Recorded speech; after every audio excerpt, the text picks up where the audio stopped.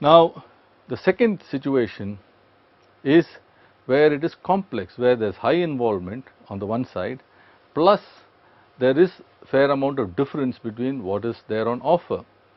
Now, cell phones are a good case because there are so many different types of cell phones on the one side, so many different brands, so many features, so many price points. It is fairly complex. So, many times in this case, the buyer over a period of time develops certain beliefs about certain products.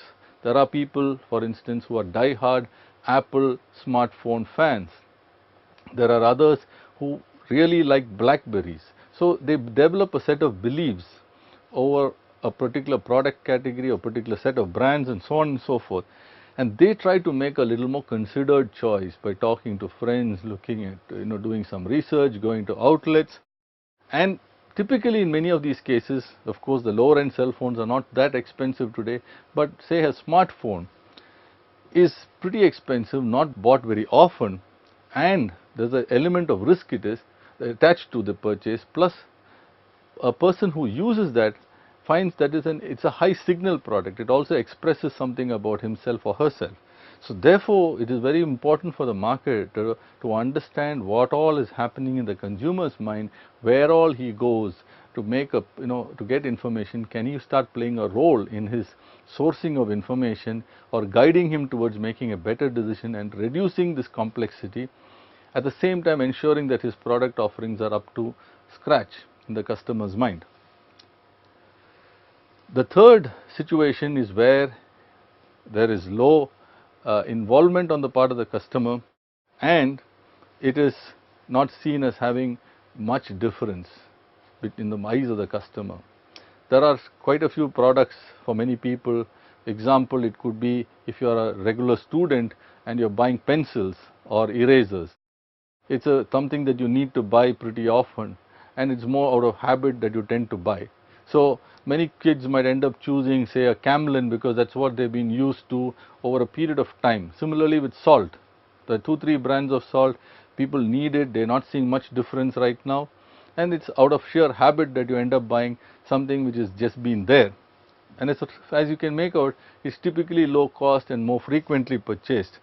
So here, many times people tend to use certain kinds of promotional activities, below the line kind of things, and try to see how best they can try and differentiate themselves or keep cost of operations low. And finally, there are products where again it is low involvement, but there are a bunch of alternatives with differences.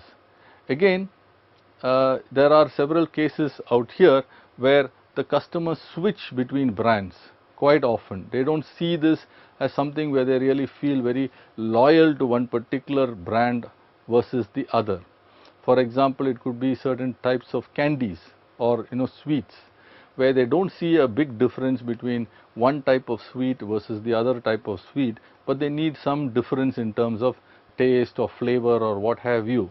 So there the leader or the marketer should try to, especially the leader, should try to develop some habitual buying behavior to make sure that he is chosen more often.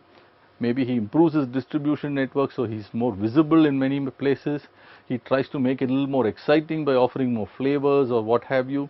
So there are different ways by which he can encourage this variety seeking behavior on the one side, as also making sure that he is the choice, the predominant choice. Likewise, with behavior, there are also different types of buying situations. From a first time buy to a routine rebuy to a modified rebuy. When it's a first time buy, which is right at the bottom, it's a completely novel experience. For example, a first time computer buyer or a laptop buyer. There's a lot more things that you have to do for such a buyer as opposed to somebody who is buying it routinely. Like I mentioned, if somebody is buying, who's used to the laptop already and buying it for the second, third, fourth time, then his situation is quite different. The third time is a modified rebuy. A person who is already used, for example, to a laptop might be looking now at a smaller product like a notebook and coupling that with maybe a tablet, a pad, an iPad or some such thing like that. Now what happens is there is a slight difference in the way he is buying. It's a similar kind of a laptop kind of a thing, but a smaller thing. So how do you take care of these kind of situations becomes important for the marketer to understand where is the customer in his stage of purchase. Similarly, like with other things you have seen, there is a process here that the customer tends to go through. One is he identifies what exactly is the problem he is trying to solve. So, we have seen the 7O framework, we have seen the kind of roles that people have, we have seen the kind of buying situations. So, at each stage point you will find there are different kinds of problems that are cropping up. So, the customer also goes through what is my problem really, why am I trying to buy this product. Secondly, he looks at where all to get information from. Third is what alternatives are out there, how do I evaluate those alternatives, how do I start making decisions on those alternatives. Finally, the actual decision that he makes, and fifthly is the post purchase evaluation and the perceptions that account for it. Now, in all these stages, is there a way by which the marketer can play a role? Of course there is. To make sure, for example, that he solves a particular problem, that he is offering a particular benefit, making sure that he is part of the conversations that happen when he is searching for information or figuring out which alternative to consider and which one to choose. So, at every stage of the decision making process, depending on the types of customers, a marketer has a role to play. A big thing in life is we all have basic needs. Food, clothing, shelter are all basic needs, but our wants and desires outweigh or overwhelm the few needs that we have.